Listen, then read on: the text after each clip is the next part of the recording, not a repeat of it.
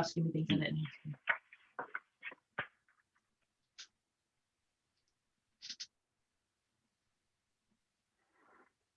Here we go. Okay. Welcome, everybody. Thank you very much for attending this evening. This is a Southwest collaborative, so it's between the MACP Southwest group and the Peninsula ATOCP regional group as well. My name is Gethin Lynch. I'm the Southwest MACP representative, working as an extended scope practitioner here in the Southwest. And we have Becky Fox. Becky? Hi everyone, so I'm Becky Fox. I am a research therapist down in Devon, trying to set up and promote a peninsula branch of the ATOCP. So welcome this evening, and I'll hand back to Gethin to get us started. Yeah, so today's kind of webinar has been kind of driven by corridor conversations in those days when we could have corridor conversations for people working in MSK and orthopedics just across the pathway, really, and looking at the advent of certainly kind of new ways of working using technology, and also promoting some existing kind of uses of technology to the forefront due to these unprecedented times in the pandemic. We have three wonderful guest speakers here today that have given up their Monday evening, and hopefully there'll be something for everybody who works across the pathway, be that MSK or orthopedics. Can I just ask you guys, we've got the chat function that's running kind of parallel to the slides and the presentations, and we've also got a Q&A function as well. So if you can add your desirable questions to the Q&A, and hopefully the ones with the greatest votes will be the ones that we can ask the panelists towards the end. So please reserve some of those questions on the Q&A function. So without further ado, I will pass you over to our first guest speaker, and I'll let her do the introductions. We have Professor Lisa Roberts. Lisa? Thank you.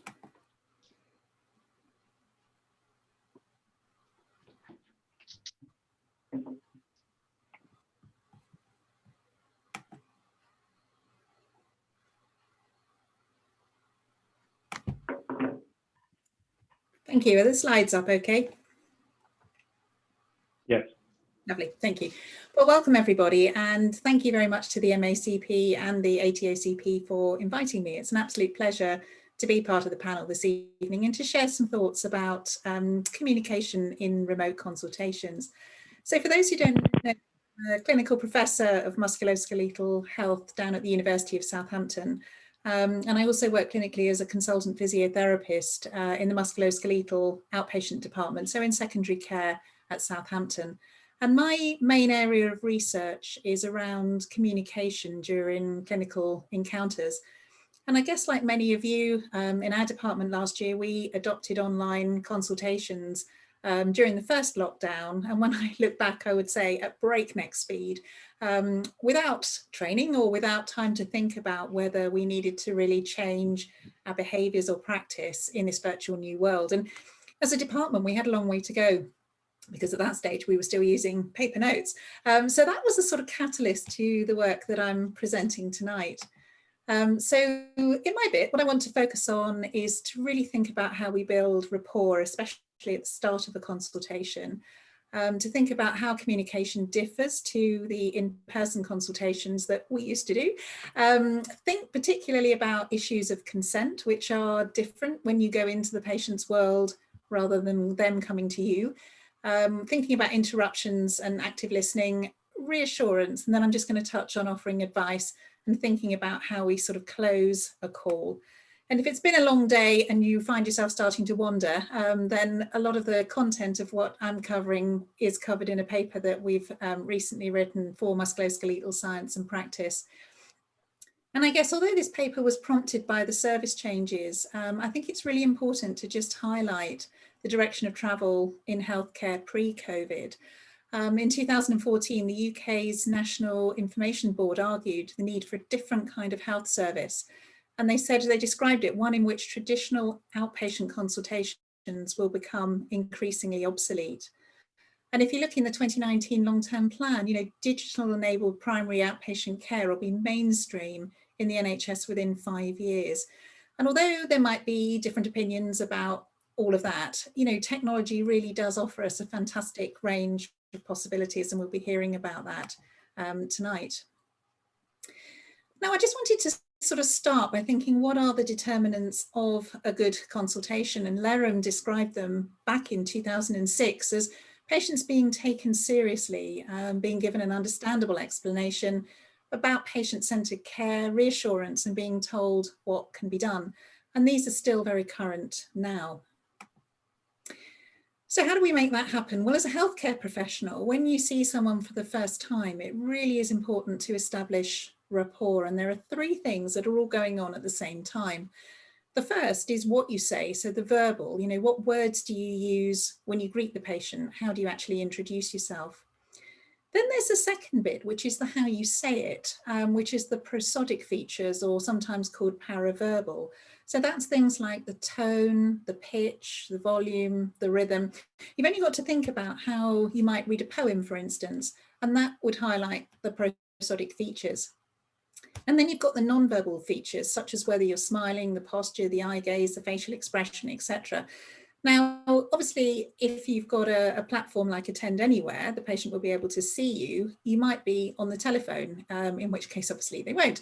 But it's still relevant to a telephone call. If you close your eyes just for a moment now, and you listen to me when I'm speaking, if I start speaking to you like this, and if I now speak to you like this, in the second one, the difference was I was smiling, and you can hear how that changes those prosodic features. So the patient will still be able to tell if you're feeling grumpy. So what we've got to remember with our remote consultations is that the patient is still going to be anxious about their healthcare issue, but they've now got another layer of complexity, which is anxiety about technology.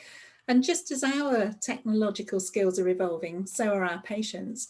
And it's really helpful if they get the chance to test out the system before the time of their appointment to minimize what I call digital fumbling, that goes on where it's the can you hear me, can you see me stuff at the beginning. Now, of course, some patients are way ahead of the game, and they will look you up, they will Google you, they'll look their condition up, and they're frankly coming in to see whether you agree with Dr. Google or not.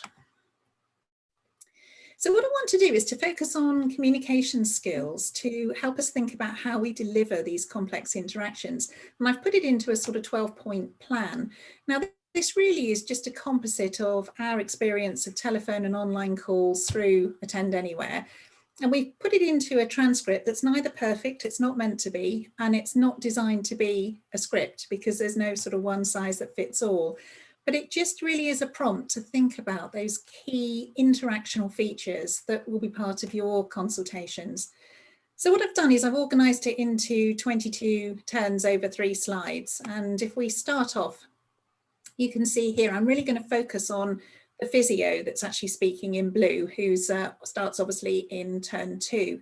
So in turn 2, when she calls, she uses both the first name and the surname of the patient in the greeting, because obviously there may be more than one Mr. Evans at the address. It could be a father, it could be a son, and so on. And as she introduces herself, again, she uses both the name and surname and gives a very simplified job title. Now, we did some work back in 2006 on core standards, and in that work, it was really interesting. The patients wanted to know, they want to know your name, they want to know your level of experience, and basically they want to know if you're any good. They're not familiar with agenda for change bandings, they don't care about jargonistic job titles, and if you've got things like rotational in your title, they're not interested in any of that. Then we get to turn 6, and that's quite an interesting turn here when she says is now a good time, and that serves 2 purposes. Firstly, it's a courtesy that can help build that rapport. And it also alerts you to any time restrictions that would be good to know. If she's got to run out the door in a minute for something, a COVID vaccination or something that's going to trump your call, or whether she's expecting, a phone call from somebody, it's really helpful with the planning. And then the thing that we often forget in turn 8 is just giving them a moment to make sure that whether we need to adjust our screen angle or lighting or anything like that. And then turn 10 is helpful if there's any technological blips, so that you don't waste time trying to contact each other only to find that both phones are engaged or gone to voicemail, because that's an awful lot of faffing about. So as the remote consultations are new to many, it's really helpful to just know if that's their first experience of a remote consultation, because that can shape how much you might need to explain. And it's also another opportunity to show that empathy and build rapport. So I want to just take a moment to look at turn 14, because this is a busy one and it's doing 5 things. First of all, it's reassuring the patient that the content is similar to an in-person experience, because many people think or assume that remote consultations are somehow inferior. It then provides reassurance about how the data are managed, because that's one of the biggest concerns for patients is a data breach.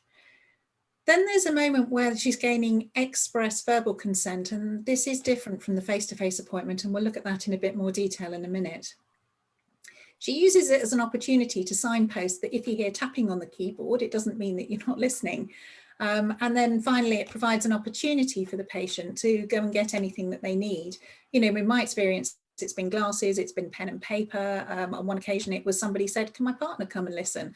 And it just again shows that you're really trying to be patient-centered and focus on the patient's needs. So then in turn 16, it's vital to do ID checks before any health information is divulged to avoid that data breach. And you can see that in turn 20, we start to get to the reason for the call. Now, there are loads of different approaches, and you know, we've published work on opening questions in consultations, but you've got a choice here. You can either choose to display some prior knowledge, as the physio does here, when she obviously is declaring to Mr. Evans it's about his left knee. So she's highlighting to him that she does actually know what the call is going to be about. And John Heritage talks about epistemic status, and this would be an example of a knowledgeable or a K+, that's what K+ refers to, which is an epistemic K+ status. And that is where you choose to share with the patient that you do know something about their background. You might do it from, say, a referral letter or something like that. On the other hand, sometimes clinicians choose to shift the balance of power with the patient. Very open question, I help, which would be a K- question, because how can I help? You're not showing that you know any reason why they're there at all. And there are, you know, advantages and disadvantages to both. And it probably depends on the context as well. And you can see then at the end of this, there's now an agenda setting statement where, you know, please do let me know if there's anything in particular you want me to cover today, and then give a pause, because this will help ensure that your consultation is tailored to the patient's needs, and also it helps to align their sort of expectations. But do give them time to answer that, because they've probably never been asked it before. And then finally, when we get to turn 22, the control is completely handed to the patient as they're invited to tell the clinician about their problem. So that sort of complex sequence has covered 12 different interactional features that build a rapport and get you going. And although it looks like quite a lot, it actually surprisingly quickly to sort of flip through. So let's think a little bit about consent. And remember, there are 4 different types of consent. There's the express, there's the implied, tacit, and presumed. And in our physiotherapy interactions, we really have the 2 different sorts, express and implied. And so express consent is when you specifically ask somebody whether they agree to something. And you can see in turn 14, in the little sequence we did, Katie actually said, are you happy to go ahead with this by phone? So that was an example of express. And it would be something that you would do before, you know, an injection or something invasive or whatever. If you look at a lot of physiotherapy face-to-face interactions, we do a lot of implied consent. So, you know, if you were asking a patient, can we have a look at your foot, you know, and then they start to take their socks off or their shoes off, you know, that's implied consent. Or if somebody goes to the GP and has their blood pressure done, you know, when they start to roll the sleeves up or whatever, it implies that they're going along with that. And what is different is when you think about your previous consultations, when patients came into the department to see you, that's an implied action because they've come for the consultation. They've not agreed to anything that you might or might not do in it, but they've actually, you know, by their behaviour, they've come. Whereas this is different. We find ourselves phoning in to a patient who may be in the car, they may be in the supermarket. You know, I had a headmaster who was laying on the floor in his office, all sorts of things. I found somebody who was on a building site in Portugal. You never know what you're actually going to be finding when you land in somebody's home like that. I mean, one of my colleagues, you know, arrived at the consultation in somebody's home where they were having a blazing row. So, you know, that's where the sort of consent is different. You are very much a guest in their home, whereas that's different to them coming to the department where you work. So let's just think a little bit about consent and unpack it a bit further, because consent needs to address three things. So does the patient know about the material risk of the treatment that you're proposing? Do they know about reasonable alternatives? And have you taken reasonable care to make sure that they actually know this? And a phrase that crops up is this material risk. And I'm afraid the definition is a little bit wordy, but it's either a risk to which a reasonable person in the patient's position would attach significance to a risk that a doctor or health professional knows or reasonably should know, which probably should be deemed of significance in that particular patient.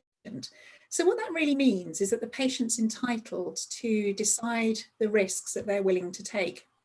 And this comes from the Montgomery case from 2015. And if you haven't read this, I really strongly urge you to, because it is an absolute landmark case. So if you haven't met it, just a quick bit of background. In 1999, Nadine Montgomery she's a lady who's pregnant and she has type 1 diabetes. And she gives birth to her first son, Sam, who had shoulder dystocia. And in about 0.1% of cases, that can occlude the umbilical cord, which unfortunately happened. And Sam was deprived of oxygen for about 12 minutes, having a quite significant hypoxic injury, which resulted in a dyskinetic form of cerebral palsy. And as well, he also had an avulsion of the brachial plexus. Now, up until this ruling, healthcare worked that if a patient asked a specific question about risk, then it would be answered. But if the risk of serious consequence was so small, it wasn't routinely discussed. Now, Mrs. Montgomery claimed that the obstetrician, Dr. McClellan, hadn't informed her about this complication, and she argued that had she been informed, she would have elected for a caesarean section. But Dr. McClellan said she didn't discuss it routinely with women with diabetes because they invariably elected for a caesarean section, and she didn't think that was in the maternal interests of women to have C-sections. Now, the court ruled that Mrs. Montgomery should have been informed of the risk and she should have had the option to have a C-section, and she was awarded £5.25 million in damages in 2015. And why this is such an interesting case was it was heard by the Supreme Court before the 7 judges, and all 7 supported the appeal. And this was absolutely landmark because suddenly healthcare's moved from being health professional focused to being patient focused. And it's been described as the most significant medical negligence judgment in 30 years. So, you know, it is really important to just think about our material risks and the difference in our consultations. Those risks are still obviously there when you're doing face-to-face consultations, but do think through how it might be different in your clinic. So let's just get back to our remote consultation. So far, we've done our meet and greet, and we're now at the stage where we're going to be taking a history. And now we've got another thing to consider, and that is interruptions. Now, we know from the literature that patients often report they don't feel listened to in healthcare consultations, and it's really important not to interrupt. And that actually is a lot harder when you don't have the verbal cues and things that you have in the non-verbal that you would have in a face-to-face consultation, particularly when you're not seeing the patient, when you're on the telephone. So these interruptions can lead to delays in patients expressing their concerns or even missed opportunities to gather information.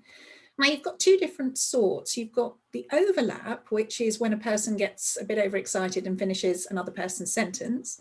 And then you've got an interruption, which is when the person cuts through with something that doesn't appear to follow what's been said. And it's a particular problem at the start of a consultation when patients start to tell their story. And we're often really keen to hear, you know, Mr. Evans might start talking about his knee and Katie jumps in with, and did it lock and did it swell and what happened next? And that's how we can end up interrupting and overlapping.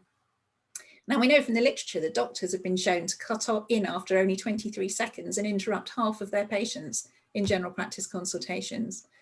And in the research we did looking at consultations in primary care between physiotherapists and patients with back pain, in 60% of the key clinical questions, there was that interruption actually happened.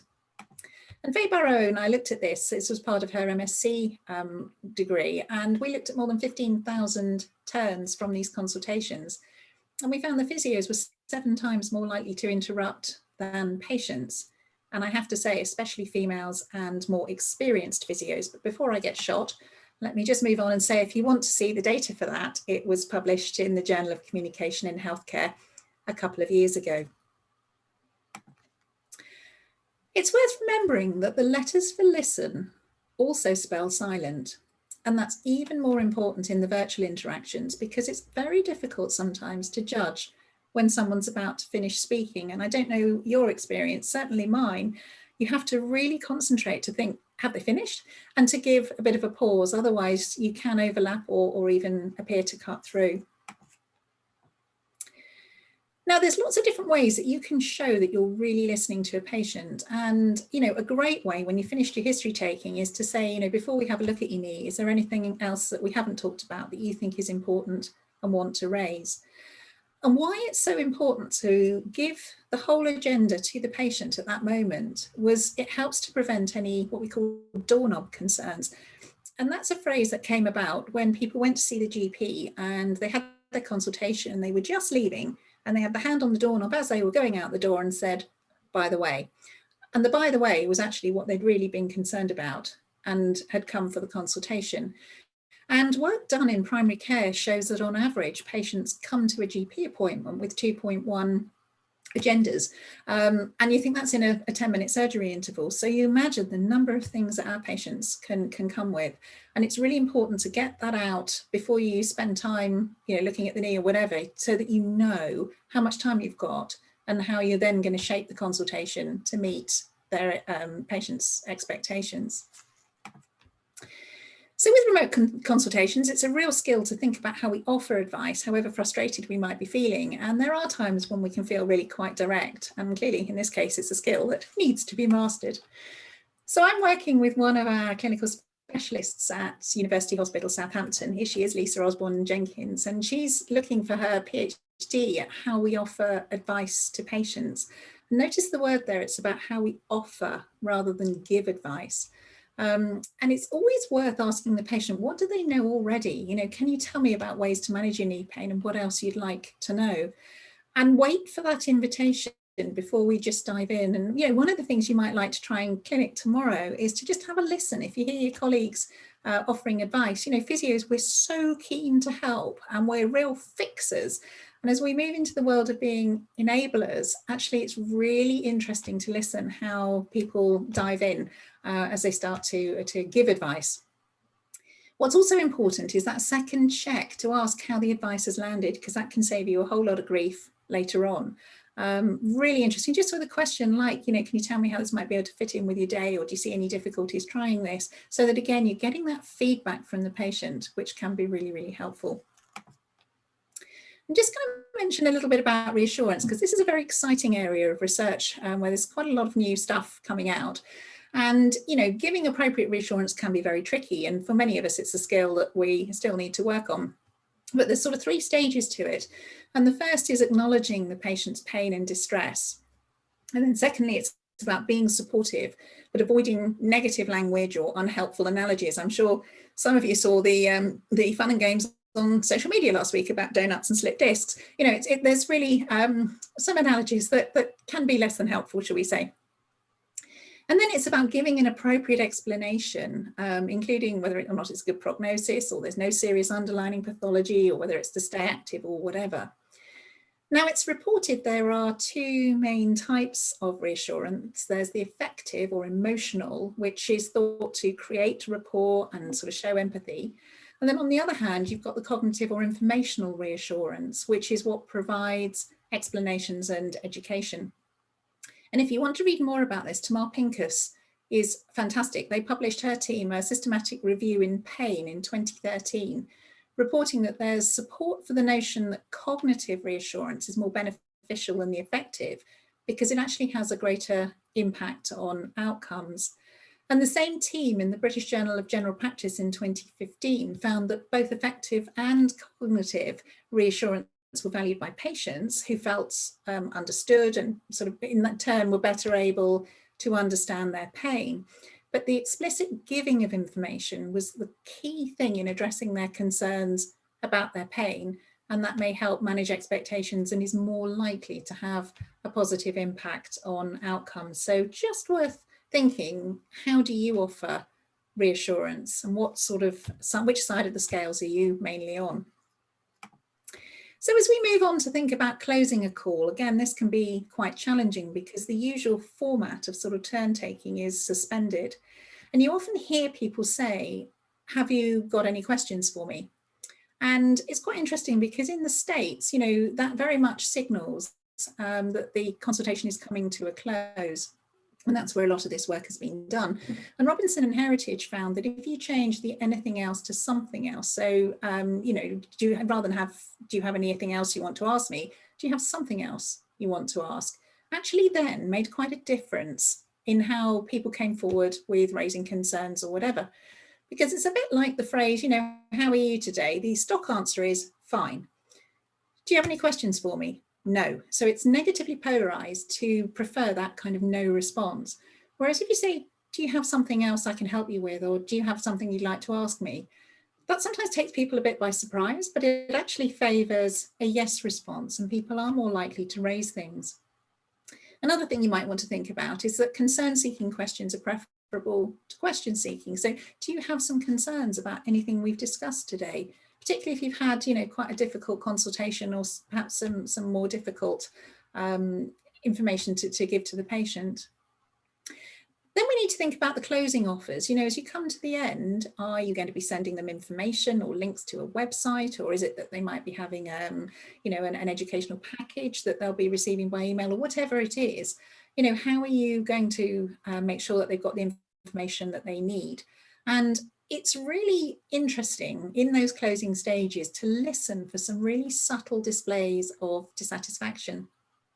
A while ago, I had the pleasure of examining Catherine Wood's PhD, and she used conversation analysis, a methodology that several of us use, looking at cancer helpline calls. And what she found was in people who weren't as satisfied with the outcome, or perhaps it didn't meet their expectations or whatever, there was a downgrading of appreciation. They said things like, all right then, or thank you anyway. Thank you anyway is just a great one because it's a real conversation killer. Well, thank you anyway.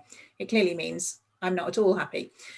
And you get this very flat, sort of unenthusiastic prosody. So the whole rhythm, the stress, the intonation suggests that the patient's expectations have not yet been fulfilled. Now, that might be because of what we have or haven't offered. It might well be because of the patient's expectations that we haven't met. You know, so it could be either of those things, but those are the things to listen for as you're bringing the whole thing to a close. So, in summary, remote consultation is obviously much more prevalent in healthcare and physiotherapy practice, and congratulations to the MACP and the ATOCP for getting the timing of this when we're all straight back into a lot more virtual consultations. Now, these key skills are transferable, but I think it's really important that in a virtual call, there is even greater emphasis on your communication skills. And if you're on the phone, you know, that really is all you've got. So there are 12 suggestions there to how you might start that remote consultation, how you might build those key skills. And that's stuff that I hope you can have a play with when you're in clinic tomorrow. Think about the stuff to do with consent, especially the notion of material risk. You know, if you are discussing treatment options with patients virtually, then are you still addressing that material risk? And when you're thinking about offering some advice, just to have that little mnemonic of ask, offer, ask. And so you can see how it lands when you share information with patients, and make sure that, again, you're offering them something that they want. And I think the key question I would say to you is, you know, would you like to be on the receiving end of one of your calls? So my final slide, we're all still learning with remote consultations. And, you know, I think that's true for clinicians and patients. And we know it's tough out there at the moment. But to be honest, I count my blessings that I'm not a dentist trying to do remote calls. So thank you very much.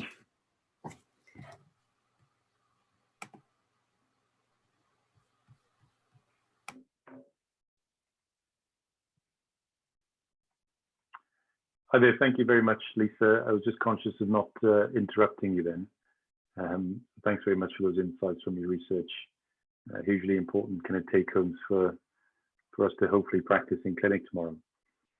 Okay, so we have the next speaker up is a consultant physiotherapist, then one less with a slightly different take on the use of kind of digital technology, hopefully coming from a different slant, maybe using more kind of rehabilitation, but let him do the talking. So I'll pass you over to Ben.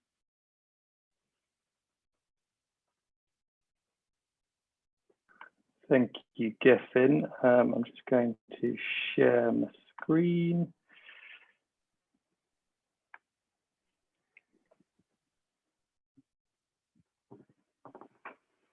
Can you all see that? Yep. And bear with me.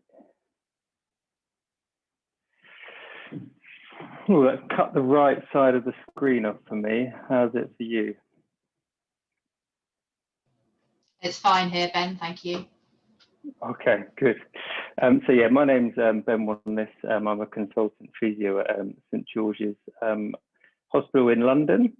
I've been involved in digital healthcare for several years. We are actually, one of the main things we're doing in Tooting in South London and Southwest London is using a digital solution, self-management solution called Get You Better, which is actually developed by a physio based down in Bristol, and I think it's just been commissioned down in Bristol. So lots of relevance if people are tuning in from the West Country as well. But I think hopefully we've got a broad scope of people getting involved. So yeah, again, thanks to Geffen and Becky for inviting me. I am going to give a slightly different slant, I think, and Lisa's talk was fascinating, and actually, I think I'm going to defend humans and therapists and clinicians here a little bit. Someone who works in digital, I think people assume that I'm all around pushing the digital agenda, but actually some of the stuff I'm going to touch on today is about how some of these digital tools are probably a little bit overemphasized in their in what they can do, and we are really early on in evaluating that, and therefore we've got to act. Well, we've got to be a little bit cautious here. So as I said, for the last 10 minutes, I'm going to talk about what we're doing locally and a few digital tools we're using and a few options that some people might consider. And I'm sure lots of people are doing lots of brilliant things as well. But I am going to just talk about what we're doing. To frame that, to give a little bit of context, I thought an important conversation to have at the moment is around what digital can and can't do in healthcare and MSK. There's lots of talk about AI, so artificial intelligence. I'm going to use that term quite a lot over the next 10 minutes or so. And just to kind of build a little bit of a story and give my view on where we are with it, but it is quite high level. There's probably people listening with much more expertise, and if you just have to bear with me, but pick me up if there's anything that you think I misrepresent. So I think it's always good definition, isn't it? So what does artificial intelligence mean? Because it does tend to be thrown around quite a lot. So you're probably familiar with this guy, Alan Turing, the godfather of modern computing. He probably posed that question, the first person to pose that question: can machines think?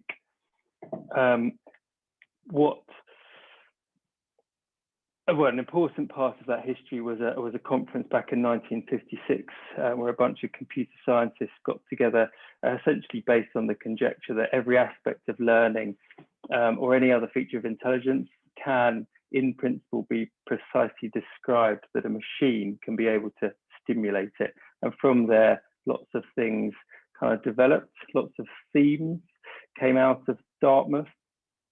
A few people promoted mathematical logic, deductive reasoning.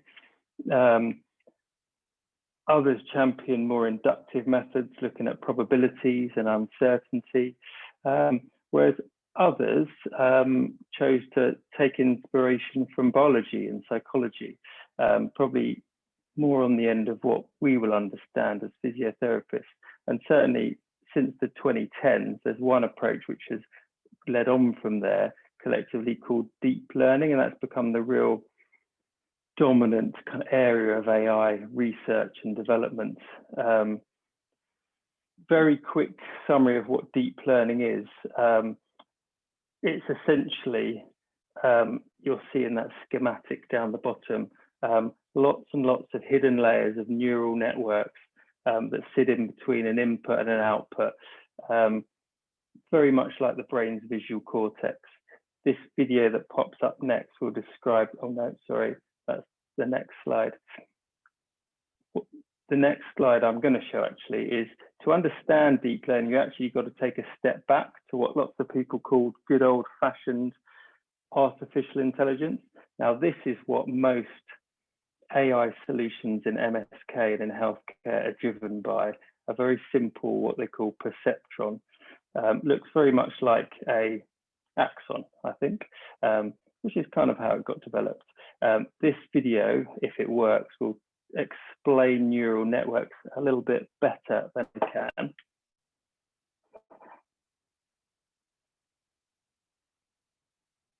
I'll have to click again. Oh, it didn't work. How annoying.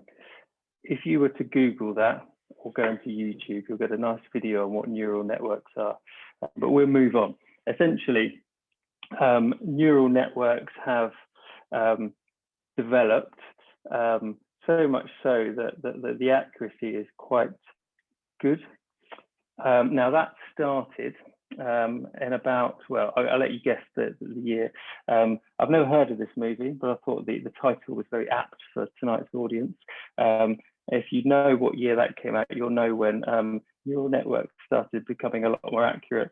The other clue to the year is these guys had the biggest selling song on all the streaming platforms, definitely iTunes. That was supposed to work as well, and it didn't. Probably good because I don't think we have got that much time. But it was in 2015. Now, what happened, and I find this interesting, hopefully you do, speech and image recognition programs leapt to about 95% accuracy before they were hovering around about 60%. That was hugely driven by the fact that there was a lot of investment in mechanical Turks. Now, mechanical Turks, if you're not familiar with that term, are humans paid, often on 0 hours contracts, to simply label images or speech language.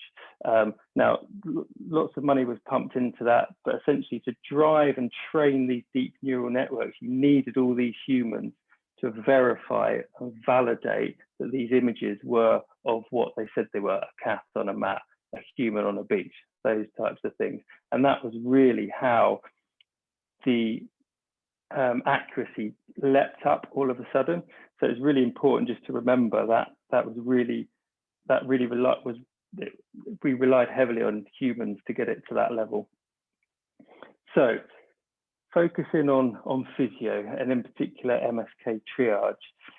So if, like me, you've been approached by companies and noticed that there's lots of SMEs developing and offering automated triage for MSK, you might question, what is the AI that drives that? Is it deep learning? Well, the simple answer is no, it's not. So most of these systems are almost exclusively powered by the good old fashioned AI, those perceptrons, those Bayesian networks, mathematical logic, but they rely on humans to essentially design an algorithm, a decision tree about how and what we do with these patients. That aside, it's still a version of AI, and it can help automate referral decisions, and effectively that could save clinician time, reduce inefficiency. It's often underpinned by evidence, clinical guidelines, and therefore the proponents of this would argue that you're delivering a much more standardized, evidence-based approach and reduce inequity. There is a few issues which I'm not going to talk about in a great length because we haven't got time. One of the reasons we don't use big data, if you're interested, deep learning, so if we don't use deep learning, is because deep learning requires big data, and in MSK and in physio and in healthcare, we just don't have that big data yet. And there are issues with big data. If you're interested in the terms, there was a reference at the bottom around bias variance and the long tail. Hopefully that'll pop up. It is at the end. Now, aside from the problems with big data, which we're not there yet, so we can put that to one side for now, we can also be quite critical of the rules that the algorithms, the decision trees are based upon to make these decisions for us. As I said, they need to be clinician-led, humans making those decisions. Often we rely on guidelines or level 1 and 2 evidence to drive those rules. And obviously, for all those people who work in research, read research, try to apply that research in a clinical situation, you'll appreciate that there are problems with external validity. A lot of the patients we see aren't included in those trials, i.e. people with multimorbidity, older, non-English speaking people, people on the fringes of society. And that's of particular importance when we talk about digital, because of digital exclusion, which we'll talk about in a little bit, but it's something we do need to consider quite seriously. And to add to that, or a natural extension of that, is all the stuff about person-centered care. And the Cause Health Project have highlighted that really well, and that's what a lot of these points in here are taken from. Essentially, that we need to understand the patient, listen to the patient's story, contextualize the patient from the referral or from the patient, tie that up with the evidence we see, the guidelines we have, and then apply decisions with all of those things together for the best, or to do the best we can for that patient. So the question I have for these rules-based systems are, how do they deal with that? How do they decide what counts as evidence, and how do they take the patient narrative into account when you're building these rules? Beyond that, we can criticize the evidence. So far, there's no robust research data evaluation that shows that these rules-based systems work. Of the studies that do exist, the agreement between humans and these systems is quite poor. They do tend to be quite risk averse, so as soon as they don't understand something, they will point you towards a clinician. But for me, 57 and 39% agreement is just not good enough. We need that to go much higher, obviously, before we implement, before we start commissioning these types of things.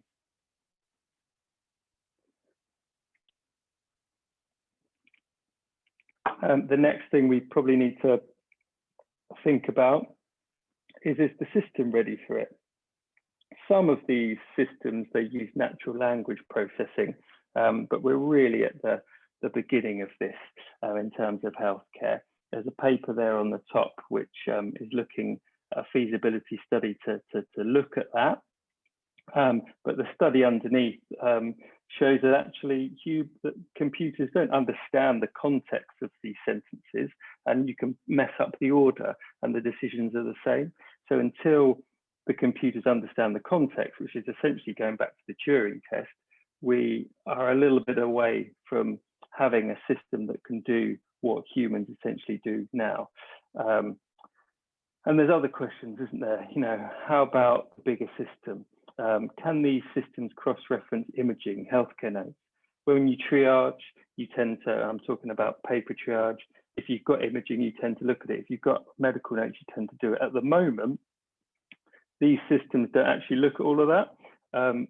For our locality, a patient actually goes through EMIS, then to ERS, then to Cerner, and then often referred off, and then they will use an app or go to local council. So you need something that works across about 4 or 5 systems, and we're just not ready for it at the moment.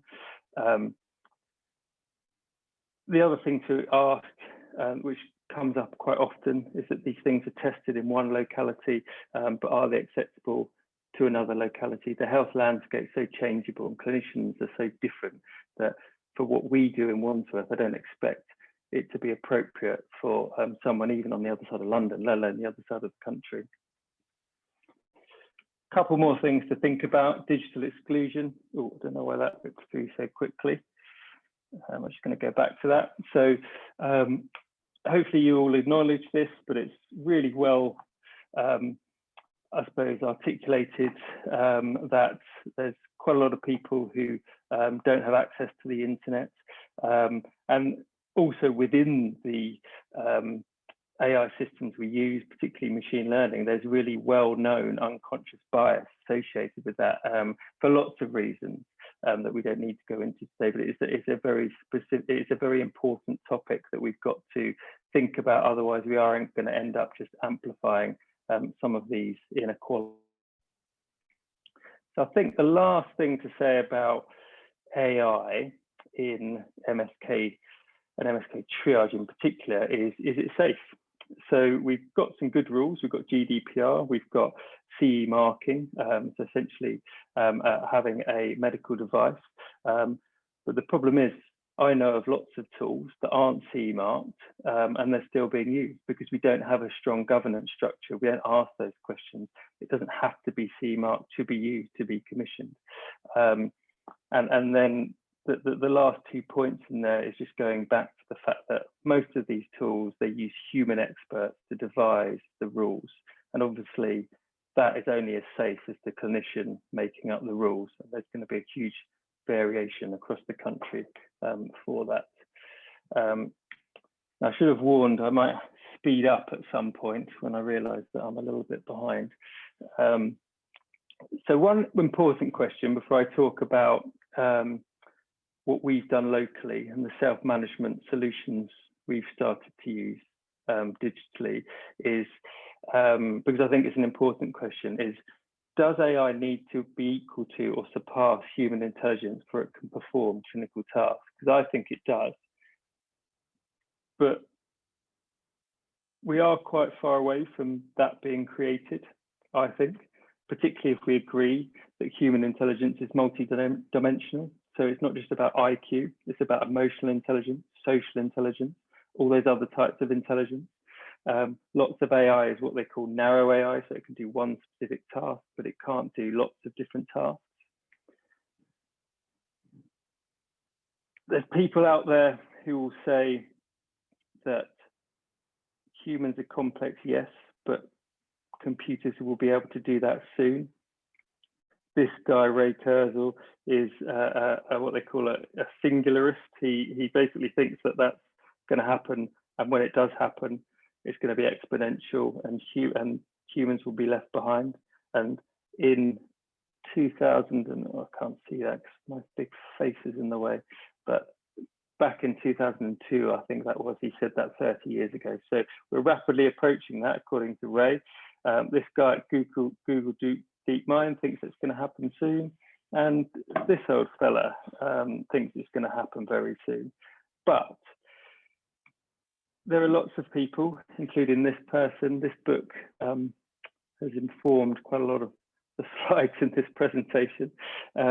She makes a good point and actually provides some stats and data that actually 50% of AI researchers, only 50% think we're going to reach human level intelligence by 2040. I'll whip through those points because I think I've already made them. Show you a few other people who effectively say that this is way off. And I would tend to agree. Mitchell Kapoor is probably on the other end of the spectrum from Ray Kurzweil, essentially acknowledges that human intelligence is way more complicated than we think it is. And you get people like this, Steven Pinker, a cognitive scientist, essentially saying that it's the standard 15 to 25 years away until we reach human level AGI. And actually, a lot of the stuff we've been doing with computers, or these guys have been doing computers, has really taught us how complicated human beings are and the human brain is. One of the things they talk about quite a lot in the computer scientist world is how easy things are hard. So if you think how young children can do things like, well, they learn really quickly, and they learn experientially, they learn about the things around them. Computers can't do that, and therefore they really struggle with natural language, with seeing, and all those different things. And if to actually attempt to create AI, as I said, Mitchell Kapoor and Melanie Mitchell pointed out that it's really helped us understand how complicated the human brain is. But just to give a bit of balance, the singularists will argue that exponential growth, when it happens, is really difficult to see, because if you're right at the bottom of the curve, it's just going to explode and it's going to happen really quickly. But I'd say conservatively, probably more like 100 years before we're anywhere near not only these systems helping us in healthcare, but reaching human level intelligence. I'd love to be proven wrong. And then the very last thing to say about AI and all the hype we're getting at the moment is that this is well documented, that there's lots of, there's the seasons at the moment. It may be that we're in an AI spring where there's new ideas, breakthroughs being promised, money being poured in. But what tends to happen is that the promised breakthroughs don't occur, funding dries up, those SMEs fold, and AI research slow. So I think it's really important to remember that and not get carried away with potentially what AI can do. Now, appreciate I've only got a few more minutes, so I want to talk about what we're doing locally. Now, these next few slides are just to give a little bit of context about self-management, but I won't teach you guys to suck eggs. You all know what self-management is. We probably should criticize the evidence behind self-management, though. As physios, we tend to give people self-management advice, but we don't actually know if it works because there's no strong evidence. Guidelines say that we should do it. What we do know is that people's behavior is very difficult to change, and actually adherence to self-management advice and exercise is quite poor.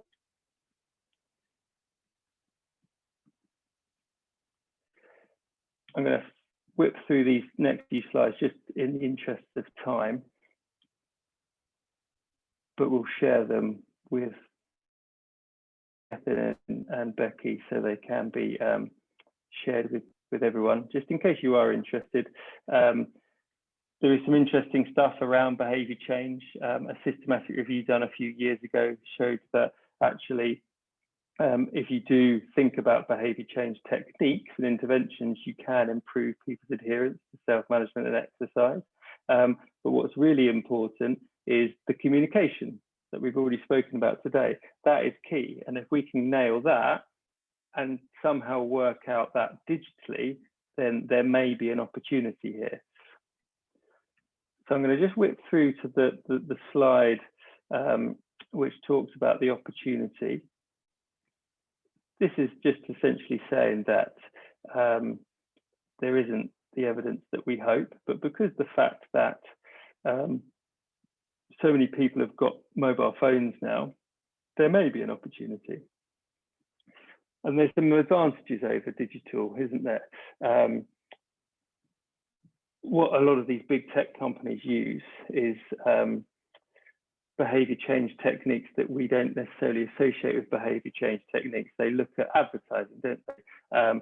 But there's other things that we can take from that and the behavior change stuff, a lot of it coming out from Susan Mitchell's work around coaching, self-monitoring and education.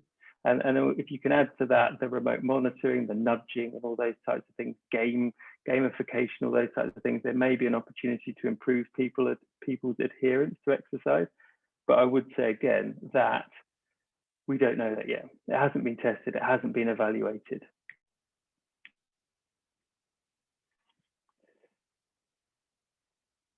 So some other recent studies have shown that if you do start thinking about behaviour change, you might start having a positive effect on people's level of physical activity. This was done by Alice Berry down the University of West of England, particularly in an OA population. And there's been other studies to show that implementing virtual treatments or digital treatments, use of accelerometers, use of phone calls to make sure people are doing their exercise, SMSs, etc., that can improve adherence to exercise and can ultimately lead to better outcomes. So it's not that we haven't got any evidence, we've got some, but it's just the very early days. So there's a few digital options out there, and this is a table I put together for the CSP, which it's not an exhaustive list, but it does list a lot of the solutions out there. Two of them that we have been working with, actually three of them on this that we've been working with, Get You Better, which I'll talk about, Escape Pain as well, we use locally, and an app called Curivate. So very briefly going to talk about Get You Better. So essentially Get You Better is a way of delivering self-management to patients in primary care. Well, we deliver it in primary care, but it works all the way across the pathway until the patient is discharged at the other end of the acute hospital that I work in. It's a way of us delivering trusted, evidence-based advice and support to help people manage their MSK condition. It's as simple as that. I don't need to go into any more detail. I don't work for the company. It's the company that I've worked with for some time, and we've shown some really good results. This is how we implement it in our pathway if you're interested. Essentially, it's given out in primary care. It can also refer you straight into physio, where we can give it again if it wasn't given, or reiterate that it should be used. And we've got some statistics from that. Actually, even by the time they get to physio, we can cream off about 35% of them to self-manage with the app. And the impacts we've seen is that it's reduced GP appointments by 13%, reduced physio appointments by about 20%, and I suppose the big ticket number is that it can reduce prescriptions by 50%. The next stage of our evaluation is looking at its specific impact on secondary care outpatient appointments. We haven't quite got there yet. And the reason we're using Get You Better is because it isn't just about triage, it isn't just about delivering someone's self-management in primary care. It works the whole way across the pathway, which is what this slide articulates. There's another app we use called Curivate. This video probably won't work either, but it shows how you can use the accelerometers in your phone to measure your knee range of movement post-op. It's quite neat. No, that's not going to work. And the other thing we're doing is virtual classes. So we're delivering the classes we used to, but they're delivered on YouTube now. And actually the hits we get, you just see them on there. And I created this slide about 6 months ago. And the feedback we've got has been really good. So this is probably something that will really change the way we deliver virtual classes, not only at St George's, but I think lots of other people have had some success as well in these types of things. And then you've got the obvious other things, but these are the bits that I think we've got to improve. You know, the CSP site, the ARMA site, the versus arthritis all point towards the PDF leaflets of how to self-manage. I get a little bit, not annoyed, but frustrated when people talk about this as digital healthcare. It's not, it's just a paper bit of information just delivered on a computer without any evaluation, thought of behavior change, or if that person's going to do their exercises or change their behavior or self-manage their condition. And one word of caution before I finish. I think we've got to be quite careful in healthcare to resist the big tech companies like Google and Facebook, because at the moment, big data and deep learning is driven by data that we give up in social media because we don't want to sign the 7 pages of terms and conditions. But healthcare should be different, and I really believe that we need to protect our patients from these people. If you want to read more about that, Shoshana Zuboff has written a seminal piece called The Age of Surveillance. More about that, but it is an important topic. Thank you, and sorry I went over slightly. I think we've both gone over a little bit. Poor old Anthony's going to be here till about midnight.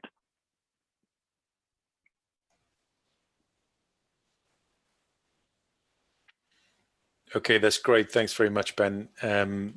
Really, really fascinating insight there into certainly kind of the new world of technology, and some interesting kind of takes on the use of digital platforms. I appreciate that you live in London and us here in the North Devon in the southwest. We may not have that demographic that is quite in tune to those technological advances, but certainly think there's some positive moves forward there. Thanks very much for that. Okay, I think we're having a little trouble with our Q&A function. So if you stop sharing for a second, Ben, please. Yeah.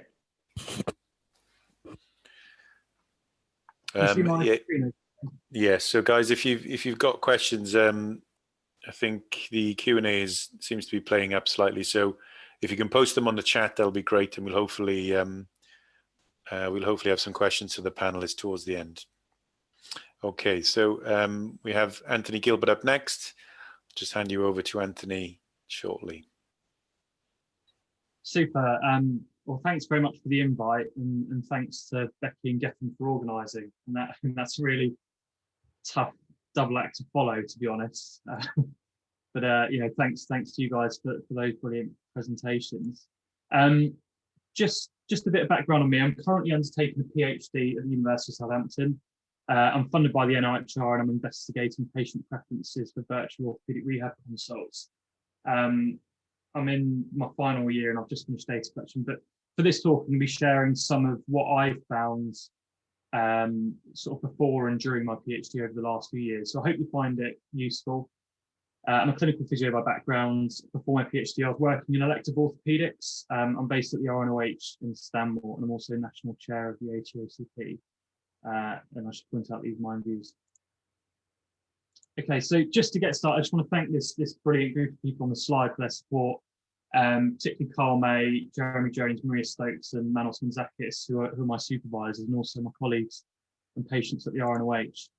I'm going to cover some of the findings from my research and insights from our experience of rapidly implementing virtual consultations at Stanmore. This is really important stuff, and I'm very happy to talk about it. There's a couple of slides. I respectfully ask not to sort of take any pictures of or anything, because these are under review, but I'm very happy for MACP and ATOCP members to see these findings. So I'm grateful for your understanding. To get started, just the definition of preference that I'm using for this. So it's when somebody considers all the alternatives based on the information they have to hand, and it's defined as a total subjective comparative evaluation. And ultimately, preferences will influence choice. I suppose what I'm doing here is just giving a bit of background to my work. So I've been researching this area for quite a while now. For my MRes, I investigated the acceptability of virtual consults, so specifically looking at video. And we found from literature review that it was acceptable to patients, but there was limited information on clinician acceptability. So we then looked at that. We looked at Skype consultations, I think it was back in 2015, and a shoulder instability cohort. We found generally that it was acceptable for clinicians if the patients wanted it, and if they made an informed decision, understanding how it was going to work for them. It was noted in that Skype provided opportunities to assess people in the home and potentially facilitate self-management. I think that's something what we've seen over the last few months. And for those patients who struggle with travel, often those are in pain, as the patients in this study found, it provided real benefits. And just for context, RNOH is a tertiary centre. We have people travelling to see us from all over the country. So it does have its use for us. But interesting, half of the patients in our study didn't want to use Skype. And for that we've determined it wasn't acceptable to them, but some of those would be happy to use it in different situations, and that's really led me on to my PhD, where I'm looking at preferences in a bit more detail. I was extremely fortunate to have been awarded an NIHR Clinical Doctoral Research Fellowship. I'm sure that virtual consultations wasn't such a hot topic back then, although it's obviously of real interest. It features highly in policy in the NHS long-term plan. The protocol for this work was published in 2019, but I've had to make changes due to the pandemic, which will come clear later on. So I'm going to provide a brief overview of my first study, which is published. It's published last year in September. It's a systematic review and qualitative synthesis, and what we're really looking at for this was how virtual consultations changes the work of being a patient. And I'm happy to email this to anyone after, but it is open access and available. It was a qualitative systematic review. It was informed by normalization process theory, which looks at the type of work that needs to be done to use virtual consults. And based on 9 qualitative papers that we included in our review, we developed a taxonomy of tasks, and we identified different work requirements for patients as a result of virtual consultation.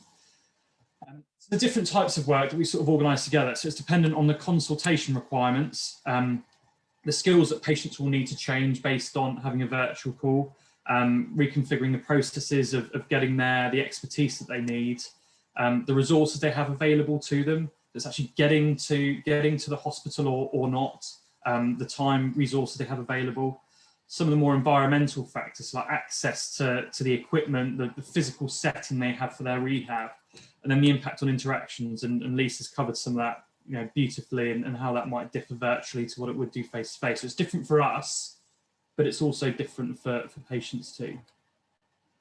Ultimately, we concluded that the work of being a patient and the tasks required of them will influence preferences. But then patients' preferences and ultimately their choice will influence the work they need to do. And whilst virtual consults has been really important during COVID, we must consider the fact that it could be burdensome for some patients. And we also need to consider how we can better support our patients to engage. So within the paper, we've thought about the processes patients face. It's different for a patient who would normally sort of like rock up to the clinic environment. Attending a consultation virtually is very different to what, to how a patient would do it face to face. There's a shift in skills patients might require, which could include having to self-assess. It might be challenging for them to overcome almost the lack of hands-on facilitation we might use. We might need to move away from generic exercises that we previously used, because these might not be feasible. And seeing patients in their own environments has shone a spotlight on this. We need to tailor exercises to patients' environments. We also have the opportunity to assess patients within the home, which we've not necessarily had in traditional outpatient clinics. But it might be challenging for patients to troubleshoot this themselves. So we need to consider how we support patients.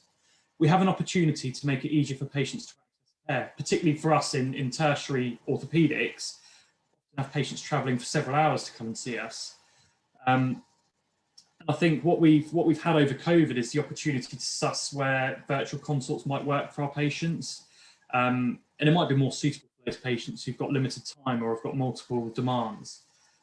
Never has waiting in the comfort of a living room been more appealing than when hospitals are full of COVID. This is applicable for any patients, not necessarily just MSK. It can be respiratory, neuro, what have you. So we need to consider these, and potentially engaging patients in conversation about this stuff might be quite useful for them. Patients might find the environmental issues quite difficult. It could be burdensome for patients who don't know how to use the equipment. We need to support those who need it. This could include troubleshooting. It may be supporting access to equipment. Not everyone's going to need it, but we do need to be equitable with this. Some people might need more support than others, and we should really be appraising our patients' needs. We know that from an interaction point of view that virtual consults might not work, particularly when connection is poor. Like Lisa said earlier, smiling or being a bit more flappy to get your point across. We might need to sort of add a bit more of a performance as we communicate. And there's a lot of work, a lot more work needed in this space. And obviously Lisa's contributed towards this. I highlight a team at Oxford. Reassurance is looking into this, which is really interesting. As many of us have experienced, can you hear me? Can you see me? Sometimes we might need to restart things again to get them going, and it can undoubtedly impact on interactions, and patients can find this challenging and stressful. So like Lisa said earlier, that reassurance that we, the example given that we might have to call you back is important. We do need to consider this. So I just want to reiterate the preference and the choice that a patient makes might influence the work, and we need to consider how the use of virtual consultations changes the work of being a patient and how this might be burdensome for them. So I'm moving on to the next study in my timeline, and this is just basically a rapid overview of everything that I'm doing in this space, which I hope is useful. This is a qualitative study where I interview 22 patients and 22 clinicians to understand factors that influence patient preferences. And pending a couple of wording tweaks, it's been recommended for publication in BMJ Open, so it will be out soon, I hope. We found four main factors that influence preference. So the situation, which can include the clinical problem the patient's got, how that is for them, and the treatment requirements for them, the patient's expectations of care, the demands, which includes requirements of care, competing life demands, and the consequences of choice and what they need to do, and some of that I've covered during phase 1 work. And finally, the patient's capacity to allocate resources to care, and Ben sort of mentioned some of this, like the digital divide and how we need to consider who can access and who can't access. That will influence preferences. Something I found really interesting during interviews with patients, the mere discussions got patients thinking beyond the rule of thumb. And when I say rule of thumb, this might look like someone saying, you can't do physio over a screen. We've heard it all before, but actually when patients consider some of these factors that we found, it might help inform their preferences and ultimately the choice which has the most utility for them. And sort of thinking what this looks like, I'll give you some time to look at this. We've developed some sensitizing questions that you could ask your patients. So things like, does your problem require you to be seen in person? Would having a virtual consultation make things easier for you? Or does the treatment you need, can that be delivered virtually? And I think it's something that we could all be thinking about when we engage patients in discussions like this. So the paper will be published soon, and we've offered a range of questions based on these factors, and some leaflets like this in the supplementary material that might be useful to frame discussions between patients and clinicians, and it could be used to promote appropriate decision making. So it's something for us to think about. So my next study, and I suppose more insights, is a discrete choice experiment where we're able to model patients' answers to attempt to predict when a patient is more likely to prefer face-to-face or virtual. And it really gives us some useful insights that we can apply to our pathways and to practice. Now, the main DCU was cut short due to the pandemic. I had my PhD confirmation viva in March last year. I think one of the things that was said was that your PhD is going to change somewhat, and I didn't quite appreciate how much it was going to. But COVID's affected our lives so much, and I wanted to see how COVID's influenced preference as well. So we conducted an additional study to provide some insights into this, and both of these papers are under review now. The final number of patients included in the DCE, so was 122, although we a lot more than that actually completed the questionnaire. But it gave us enough when we terminated the final study. It gave us enough to give some insights, and I'm going to share them with you now. So here's the results of the DCE. I'm not going to focus on the numbers in the interest of time, but I'm just going to share the insights. So we found, although this wasn't statistically significant, we found a trend that for patients who are seeing a new therapist, they tended to prefer face-to-face. And from our interview, this was to do with establishing relationships before they had a virtual. In terms of one of the things we looked at, how long a patient needed to wait until their appointment, whether it was 1 week, 4 weeks, or 12 weeks, it wasn't a significant factor in the context of trade-offs with other factors. Patients preferred face-to-face appointments the longer the appointment was. In our interviews, patients said it was more worth the travel with a longer appointment. But interestingly, one of the studies where I interviewed clinicians at my hospital, they didn't always agree.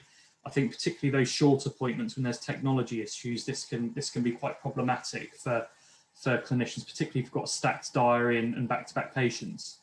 Patients tend to prefer a face-to-face in the middle of the day, whereas virtual consults is preferred early in the morning or late in the afternoon. And I think for anyone who's involved in designing pathways, this is pretty important. It's mainly down to rush hour travel, and I'm wondering if we could almost template our services to take this into account to make care more accessible for patients and easier for patients to access care. Interestingly, people with a degree level qualification or above preferred face-to-face. And we probed this a lot in our follow-up interviews. There was this perception of those people having potentially higher earnings, so they could afford to take time off work, or potentially having better working conditions. So for some who may have a 0 hours contract, which could be associated with lower education level, and that's been proven, it may not be as financially viable for them. So that's something to consider. And again, we talk about sort of digital exclusion, but then there's that sort of healthcare level of exclusion as well, which you know could be facilitated through providing cheaper options for those patients. Unsurprisingly, patients without equipment prefer face-to-face. Patients who have difficulty with function or day-to-day activities, or those with multiple musculoskeletal issues and pathologies, all preferred virtual consults, and this is because they found it easier to attend. And the more expensive travel is, the more patients will choose, the more likely patients will choose a virtual call. So I suppose that's a summary of what we found. And we sort of, from these factors within the DT, one of the things you can do is you can predict the probability of somebody choosing one thing over another, and it's provided us with useful insights to predict preference. It's based on a single centre study with relatively low numbers, so it's not necessarily applicable elsewhere, but it does focus us in on some of those factors. As you can see in scenario 1, we can predict that a patient is 90% likely to choose virtual consultations, whereas they're less than 1% likely in scenario 2. But again, it's a single centre, and it might not be applicable elsewhere. But I think these sorts of insights does focus us in on some of those factors that might influence preference. More work obviously needs to be done in this area, and you know, thinking about what Ben's been talking about, potentially there's the opportunity for AI in this field. It's not something I considered before today, but it's useful to think we could use these factors to identify which patients will likely prefer face-to-face or virtual. But I do feel a conversation is important in that, and my gut feeling from having conducted over 150 interviews in virtual rehabilitation over my career so far is that patients will prefer that first appointment to be a face-to-face. They're my biases, and it's based on some of my experiences. This is relevant to colleagues in outpatients, or potentially those in inpatients who are referring those patients to outpatients. A conversation in line with some of these factors could be quite useful to determine what a patient wants. So during the pandemic, our hospital, like many other hospitals, sort of rapidly converted our appointments from face-to-face to virtual. We were doing a small amount of phone clinics, and we were given less than 2 weeks to cut off face-to-face from 93% to less than 20%, which we did within 2 weeks, which was really awesome. And this was maintained thereafter, and we wrote this up so that the paper's out there and published. But interestingly, when given the choice, the majority of patients actually opted for a phone conversation. This may have something to do with the demands on patients, and a phone call is actually just a lot easier, which brings in some of the phase 1 work that we did. But something that is important to note, which in hindsight would have been worth capturing, was the fact that a large number of clinicians, and across this work here included surgeons, medical staff, as well as therapists. Some of these just merely put patients down for a phone clinic and didn't really entertain video calls. And so what I'm going to say is patient preferences, which is the subject of my research, they're clearly mediated by clinician preferences. And I think this is something we all need to consider, and I'll touch on this in a minute. There are many patients who could have benefited from a video call who weren't given the opportunity. So this again is data from the paper. It's still comparable with data that we've collected since this was published. Satisfaction was really high. But I added a question on preferences, and interestingly, 94% of patients would opt for a phone call again, whereas less than half of patients would opt for a video call again. And again, about half of staff would prefer to have a video call next time in those circumstances. And my final study for my PhD, so I'm nearly there. One thing I'd like to point out, within the discrete choice experiment, we had nearly 400 people took part in this overall. The overall preference was about 73% in favour of face-to-face, which I think is a really interesting pre-pandemic baseline. Actually, it sort of captures opinion right before the pandemic started. So we stopped data collection at the end of February, and I wonder how this will change if we measure it again in a few years. All of the patients in our follow-up interview said they would have put different results if they were completing their DCE during COVID, and they'd be more likely to go for a virtual consult. So my final study was another qualitative study. I interviewed 20 patients, 20 clinicians, and 15 sort of service managers, admin staff, and clinical needs. And I'm going to share some insights on this for you now, just in the last couple of minutes. So virtual consults are obviously great for those shielding or isolating to be able to access their care. One thing that was really overwhelming is patients felt they really appreciated having the opportunity. They felt not forgotten, they felt not abandoned. They felt really grateful to be able to have virtual consults to access their care during the pandemic. And I think what we've done really well as a profession, we've really sort of mobilised and changed things to allow our patients still to be seen. And I think we've done a terrific job as a profession. Patients have a fear of catching COVID and travelling, particularly for us in London on the Underground. This wasn't seen as viable. And where patients have been forced into virtual activities, some were quite, pleasantly surprised and would consider using it in the future if it was available. It's been great for patients not to have to travel. It's fit in with their work, it's fit in with their family. By and large for them, it's been really positive and patients are satisfied. But there's this real sense that clinicians were thrown into it, and clinician experience is something we need to consider, particularly when we think that patient preferences are mediated by clinician preferences. And thinking for our hospital, some of our staff are redeployed and then brought back, and then they're now redeployed again. It's been a really tough few months, and sort of adding in new virtual consultations is quite tough. And I'd love to hear what others' views are on this. It's good for clinicians to be able to see patients at home. Potentially empowers patients to manage in their own homes. We need to think about how we manage sinister pathology. Potentially there should be a lower threshold for onward referral. It's really bad and the technology doesn't work. And I would say there's this feeling of potentially less optimal outcomes, or this fear of reduced accuracy or reduced confidence with rehab, both for patients and clinicians actually. And we need to think about how junior clinicians are able to clinically reason without necessarily that traditional face-to-face testing. There's no consensus of what works and in what setting yet, and I've encountered multiple opinions. I feel that's, there's no consensus across the country, and I think there's some structured conversations needed to come to some form of consensus, and that's something I'll be looking to do in the future. It seems to be much better if it's a follow-up. New patient appointments are hard. We need to consider that rehab is often really hard, and if patients aren't in the right psychological space, this might be harder to influence virtually. If the technology's working, there's a good picture, no AV lag, it's great. We've had clinicians phoning people up on their mobiles, doing a video call at the same time, and that's just not ideal. There's potential issues of professionalism. I've heard tales, not at the RNOH, of people with inappropriate backgrounds. And one patient I interviewed was happy to have a shoulder assessment where they had to take their top off down to their underwear with a female who they'd seen before and trusted, but they wouldn't necessarily be happy to do this with a new therapist or with a male. So that's something I'm thinking about. It's increased capacity, particularly when we couldn't see face-to-face. But clinicians might need more time for appointment because it adds in a lot more sort of admin processes for them. It's very good to have the option of choice. If it stops working, which it does, both lose trust in it. Zoom fatigue is a thing.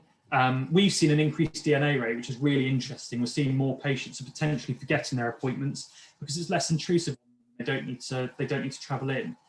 And we need to think about where patients are taking their consultations from, what's appropriate. Like the example of, I think, Lisa's chap at a building site in Portugal. What are we happy with? I've spoken enough now, so I'll finish. But just quickly, preferences are important. They may be influenced by what patients have to do or the situation they find themselves in or how we offer our care. We might be able to predict them, and we need to consider them because they inform the choice that will provide patients with the most benefit. Just want to say I'm really grateful to the NIHR for funding this. Thanks to MACP and ATOCP Peninsula Branch for organising. Just a quick plug for ATOCP members. Our sponsorship has recently launched. We've got 2 rounds of £2,000 sponsorship available this year. Please go to our website to check that out. And I'll finish there. Thanks for listening. If you want any more information, please get in touch. I'm very happy to speak further.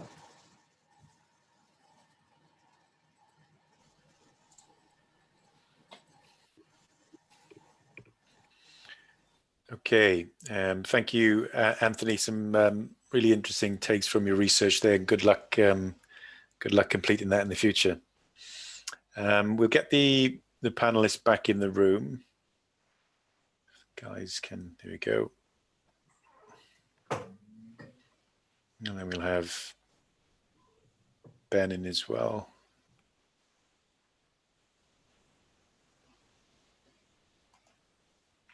There we go.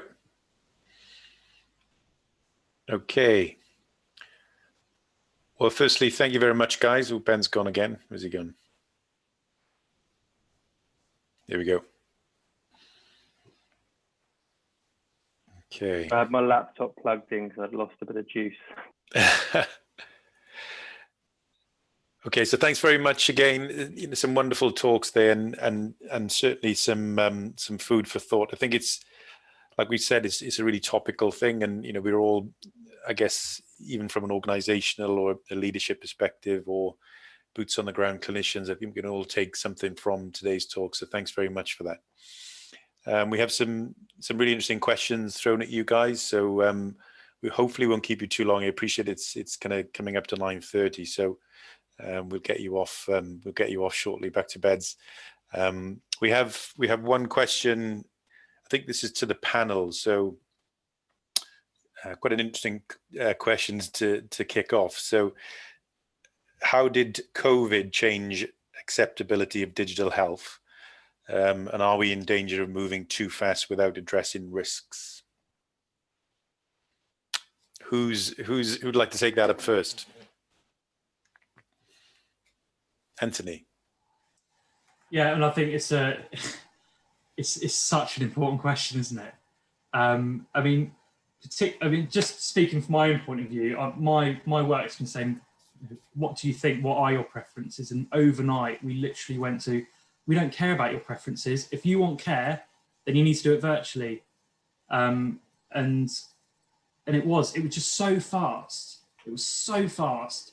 And all the things that Lisa's, covered, we had no time really to consider it or think about it. And we've got clinicians stuffing patients in to diaries, try and see them. And then you've got one patient who can't do it or can't access it. And it's been really, from an implementation point of view, it's been really challenging. And I think, I speak on our department, we're sort of starting to suss out where we think it could work, but then all of a sudden the second wave comes in and then it's back to virtual. And I think for the musculoskeletal community, I think it's something, it's really important we look at this, because actually what we're doing, this is already in policy. The NHS long-term plan is really backing virtual, and it's sort of really accelerated and brought it in. There's all sorts of, another paper that we've done sort of at RNOH is looking at some of the issues, and we've got people taking their calls from here, there and everywhere, like Lisa said. You've got potential safeguarding issues with people in the background, you don't know who's there, and we're sort of learning as we go along. It would be really helpful to have almost like a stopgap and to consider and think, actually, let's just hold, just take a couple of months or however long it takes, and to really consider, what do we want this to look like moving forwards? Because at the moment we're chasing our tails, trying to sort of get through the caseload and keep things ticking along. And as clinicians, we're all learning this for the first time, and it's how do you assess, and I'm not an outpatient, but I guess, how do you assess for certain red flags when it's been done virtually? What are the processes that we have in place? How do we change our safeguarding process when something's flagged up? And there's this real safety. And I think until we address that, there'll be a lot of clinicians who still won't trust it. And clinicians will influence what patients want through their conversations, but then patients as well don't necessarily trust it. And sorry, I'm just banging on, aren't I? But, patients are a lot happier, obviously, to have a virtual call during COVID. I strongly suspect that when this is all done, hopefully at some point it'll all be done, we've got a lot of patients who are almost going to want to slingshot back in for their face-to-face care and have their traditional care again. I'll stop talking. Anybody else have some comments regarding potential risks, or maybe witness any incidents or potential risks that we can envisage down the line with this mode of delivery? I think one of the things I would say is that I think it depends what you're comparing it to, because I think Anthony's absolutely right. When we, again, sort of overnight catapulted into this, I think people were very happy, and patients seemed to really think, wow, this is amazing. You can see me in my own home, blah, blah, blah. And because it was compared to the alternative, which was what, our department had been filled with pharmacy supplies and we weren't able to see anybody face to face. Then when we started opening up face to face as an option, we've run this sort of hybrid service since. And it's been really interesting because people initially were thrilled to have the virtual, but actually when there's a choice, they are then weighing up, is it worth them coming in? Because obviously we point out we've got 300 patients with COVID in the hospital, blah, blah, blah. And you still have some people who were really, really keen to come in. And I saw one lady who was absolutely hysterical. She came in for an appointment and burst into tears as arriving. And she was so distressed and worried and anxious about COVID.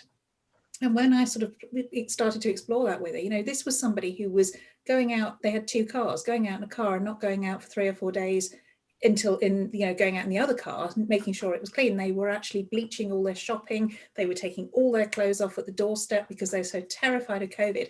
And so when I sort of was trying to explore what on earth were you doing coming into the department, her comment was, my symptoms are worse than the fear of COVID. That's why I need to be here. So I think it really is about, you know, what are you comparing it to? And we can't stand in the patient's shoes because obviously there are some that prefer the face-to-face, some that, you know, don't want to do anything technological and just want a phone call. So I think it really, you know, it's difficult to have one rule for all, really. Okay. We have I mean, leading on to that, we have a question for Lisa. I think it's relative to what we've just discussed there. There's a question from James in the Southwest. And the question is, do physiotherapists have to reassess or retrain their consultation skills in the digital virtual era, and how can this be done? I think it's a great question. And I think it's about retraining. I think what we've got to remember is physiotherapists have got excellent communication skills. Generally, what this is about tweaking what you've got. And I think one of the best things that people can do is to use in-service training sessions, particularly at the moment, if you are doing virtual things, see if you can actually sit in on each other's calls and actually give some feedback. What did that look like? What did that sound like? Because we don't have that kind of luxury, and we tend to just sort of plow on, and we focus so much on our clinical skills and our clinical reasoning. And the one thing that really impacts every single consultation you will ever do again is your communication skills. Now, have you spent as much time developing those as you have developing your clinical skills and your clinical reasoning? And I know for many of us, that's not the case. So I think it really is about getting that feedback, getting people to listen in. What are your little sort of foibles that you say, you know, the sort of phrases that you throw in, or when you go to say something that might be a bit glib, and how did that land with the patient? So, you know, actually peer reviewing, if you're lucky enough to work in a department, or I mean, obviously it's tricky if you work in a single, you know, private practice, but if you are working with colleagues, you know, I can't emphasize enough how helpful it is to be able to get others to sort of watch what you do, listen to what you do. Even if you do work on your own, see with patients' permission if you can audio record it and then listen back through. You know, were the elements of shared decision making in there? You know, where did you give the elements of choice? Did you have a go at those sort of 12 interactional features? Where did you cut corners? You know, how did you actually finish the consultation off? And it really is fantastic when you look back at that, you know, when you're not in the heat of the moment, and you can really look at your own practice. And I would strongly recommend that. Good stuff. Thank you, Lisa. We've got a question for Ben. I think this is in relation to kind of digital software platforms. So with so many different software platforms and ways of locality working, can we ever gain a standard digital care in physiotherapy? No, is the simple answer. You know, it will take that. I was on a call the other day. We were talking about some researchers, some biomechanists down in Cardiff wanting to look at biomechanic devices and measuring things for people with OA. And the kind of the thing that what her point was that actually there's so much variety out there that we'll hit a point where we are like with Twitter or Facebook, where one platform rises up. But the point I made to her was actually that is all driven by advertising and people signing over their data. We're not in that situation with healthcare, thankfully. So unless we were to open up the markets to the American companies and let Google take over EHRs electronic health records. I don't think we're going to get that standardized framework. NHS Digital have tried to write some frameworks, but they're not anything close to being implemented. And it is a bit of Wild West out there at the moment. I think that there will be a few companies, like I said in my presentation, that will just fold, and there will maybe few successful companies. But for me, hopefully those companies will be on the altruistic end, companies that have been developed by NHS staff, companies that put the person and the patient first. But I do think we're way off of that, and we're quite a few years away from even getting a decent trial to show that these solutions are effective and that patients find them acceptable. Until we get to that, we're way off. Do you think there's any acceleration in those elements of research within COVID or during COVID? Do you think those pieces of research will come out slightly quicker than anticipated?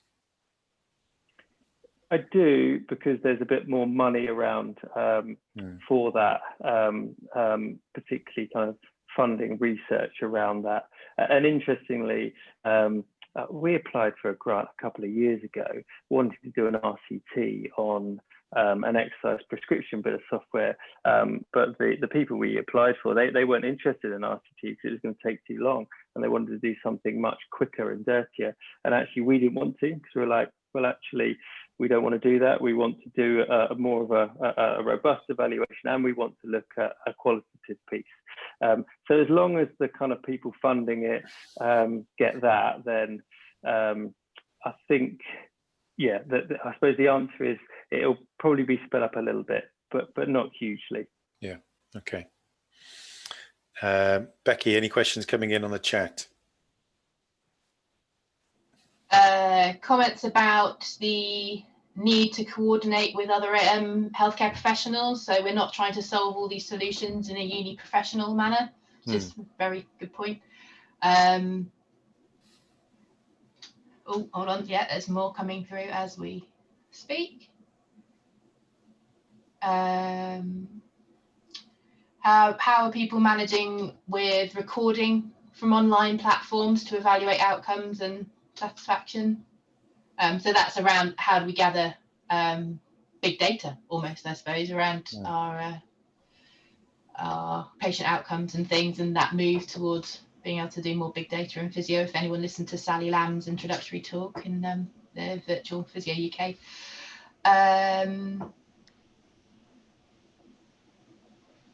There's one here for, I think, Ben again.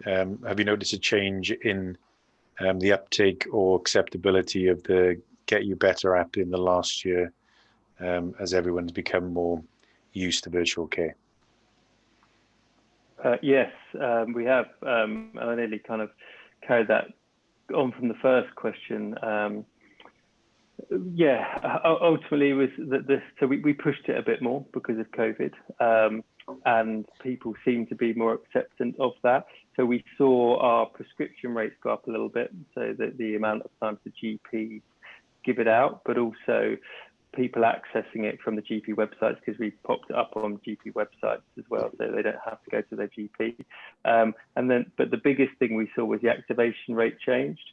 So previously, you could say prescribe it to 50% of people in the population, but only 30% of those would actually go on and use the app, and then half of them still would actually log on more than once. Right. So they're the numbers that increase, not hugely, but they increase enough to a noticeable amount. Okay, interesting. One more question, mainly kind of comment on for Anthony and Lisa, with Anthony's data showing that patients preferred phone calls rather than video calling, but Lisa's points around communication being enhanced and improved with that ability to visualize and see faces and the body language and the managing interruptions and things. Where do we go from there? How do we improve or sell video calling to patients and clinicians? I think one of the things is it depends how confident people feel with the IT and the kit and where they are when they're actually taking the call. I think myself, a group that really, it seems to work extremely well with the virtual calls are people with TMJ dysfunctions, because they can sort of lean forward and you can see in the mouth and all sorts of things. It works really, really well.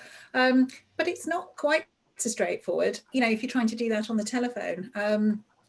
So again, I think some of it depends on the age of the patient. I think on whatever the problem is that they've got. I think it depends on their experience with IT kit, what they've actually got access to, as well as their preferences. And then, of course, you've got to factor into that, as we heard from Anthony about clinician preference and things like that. I mean, the technology is there for the virtual calls and they can work extremely well. But, I think they obviously don't work to everybody's satisfaction. But I think, Anthony, do you want to come in on that? Yeah, I mean, one of the key barriers that we found, and the data that I shared was sort of last March and April, so it was all sort of very much rushed. But it was people not having, you've got people never having used, I mean, we use Attend Anywhere, never used it before, didn't know what it was, didn't know how to use an email, didn't know how to click a link, and that's, I mean, we put in resources. We put in like a really nice video on how, what Attend Anywhere is, how to use it, and the process to go through that. We pulled that together around about mid-April, which we had good feedback on. But there's, and it's not just older people. I think we make that assumption, but we've got some younger people who don't have that technology literacy to be able to do it, and actually just having a phone call and checking in and saying, yeah, I'm fine, that sufficed, I guess. I think one thing we've discussed about, and we still see issues with patients who struggle to access, is we've got our reception desk, and then you've got receptionists who might be taking a phone call from someone who's struggling to get on, and then you've got people queuing as they sort of come through from the face-to-face. It's having almost like a virtual receptionist where they can support and provide that troubleshooting, because clinicians don't have the time to do it. You've got back-to-back appointments, and there's been some resistance to really shorten the virtual consultation time, because a huge proportion of that is spent troubleshooting, and there's this support requirement that's needed. If we can enable patients and provide support, and I think just over time, the next generation, society will upskill in general anyway. I think it's skills and accessing, and even like, so the NHS track and trace app, you need to have a phone that has got software from 2016 and up or something to use it. You're talking like more than a £500 phone, or like a tablet that's, and we've got people with older equipment that don't have iOS 12 or whatever that software is, or need to update it. There are just so many technological barriers in the way, unfortunately. So I think that's my gut feeling as to why people would just go for a phone call, because it's easier and familiar. Okay, we've got just, hopefully this question might wrap things up. It's not a personal question, but just a question to the panelists. I mean, your own kind of personal take on experiences of kind of tech and virtual delivery recently in COVID. I mean, anybody would like to express their kind of likes or dislikes from a personal perspective? Can I just come in first, just because it kind of goes on from Anthony's last point and the last question. So for us, where I work, for me, what this is really kind of highlighted and how we've kind of, I suppose, got to the point of, is that actually, if we can help the people who don't need to come and see a human being or talk to a human being, because there's lots of those people, lots of people who didn't need to be referred, could have self-managed. If we can do that with digital and they've got access to it, great. And then for everyone else, we're going to deliver a virtual first service, which is a telephone call based on our anecdotal evidence and thinking about all the kind of stuff we've spoken about today and some of the stuff Anthony's presented. Because you can use, you don't need video to do that. It's all about their story, isn't it? It's all about your communication skills and pulling that out. Then to actually do a physio assessment, that's when you need to get them in face to face. There'll be a few people who you don't need to do it, but the vast majority, you'll need to get them in, you'll need to do a physical exam. And then the next stage is a lot of those people, you've given them exercises, you've given them a management program, that's when you can touch base with the video. So that's a very simplified model, but that's how we've kind of framed it. And actually we've built our service. And like I think Anthony or Lisa said, I can't remember, we were very much ready to start that in January. And then the second wave started. So it's ready, sitting there, ready to go. And that's the bit we've just got to test now. But that's the main thing that I think this is going to change our service delivery anyway. I mean, that's quite refreshing because it's a balanced take, isn't it? I mean, everyone has their own kind of feeling towards this, and some people are slightly kind of apprehensive, and some people want to steamroll into it. Whereas I guess that balance for you is a good take home, really. Anybody else, good and bad? Anthony, Lisa? Yeah, I mean, I think for me, my preference would always be to do the first appointment face to face. If, you know, the sort of patients that I see that I want to do a neuro assessment or whatever it is, you know, neurodynamic stuff and God knows what, you know, I've had some fascinating experiences trying to, you know, I think one of my favorites was explaining to somebody how to do something, you know, dangling a foot in the footwell of the car. You know, these kind of things have been an absolute nightmare. And I think, again, that probably reflects my clinic list because they're mainly patients with spinal conditions. And, you know, that's where often I feel for that. But having said that, I think there really is a place for the virtual stuff. As I say, like TMJ patients, I think, you know, they work really well to do them virtually, generally. It depends what you're actually thinking of doing, because obviously if your treatment options are going to include things like manual therapy and stuff, well, clearly they need to come in for that. So I think it's a really useful kit to have in your armory to be able to do virtual. And I think it's a really nice thing to be able to offer it. But my personal preference would be to have done that really good initial assessment, to have done the screening, to have done the, you know, full physical examination, to reassure the patient, all that other kind of stuff.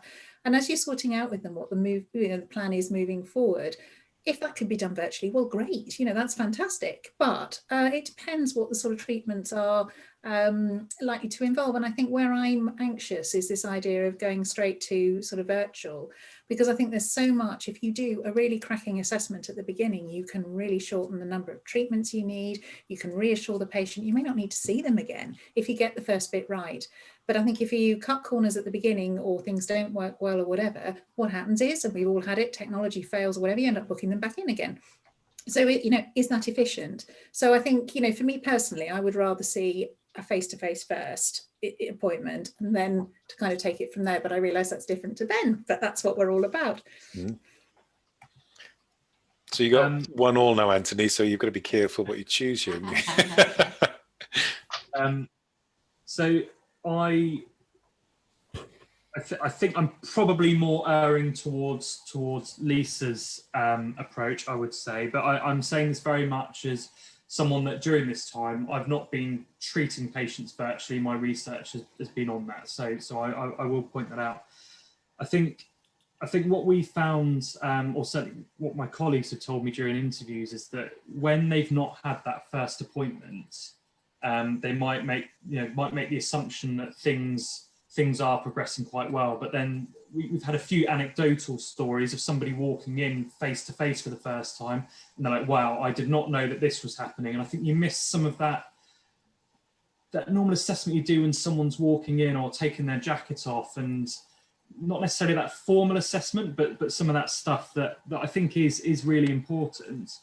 And on that note, I think, like Lisa said, it potentially could be an inefficient way to manage somebody if you're having to add in more appointments further on. I think patient expectations is really, really key as well. I mean, it's my PhD topic, but there are some patients that really strongly don't feel happy to have their first appointment virtually, and they want to see someone. And part of what we do as physios is, particularly for people that have been in pain, so we're a tertiary caseload. Some of our patients have had failed physio or failed orthopedic management in the past. They're really, really quite nervous. They've got possibly their sold this dream of go to Stanmore, they'll fix you. And that there's this expectation of having to come in and see this clinician and have a certain type of care. I think they lose that. It's part of the overall experience. And I think if someone's siphoned into virtual and they're not happy with it, we've had examples of people just going privately because actually, no, it didn't give me what I wanted. So it needs to be a choice. It needs to be, I feel it needs to be a choice, and patients need to make that choice individually. But like Lisa said, if you set it up with a decent, thorough assessment that matches what the clinician wants and matches what the patient feels they should have, you can then make more of an informed decision about how best to manage care. So that's my take on it.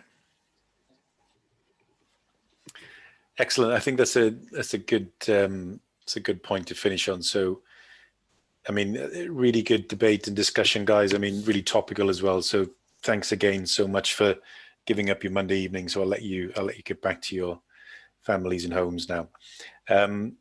Just a big thank you from Becky and I, and from the MACP. We've got another event, just another shameless plug for the MACP on the 27th of January, Q&A kind of round table with Laura Finnecane and Chris Mercer on red flags.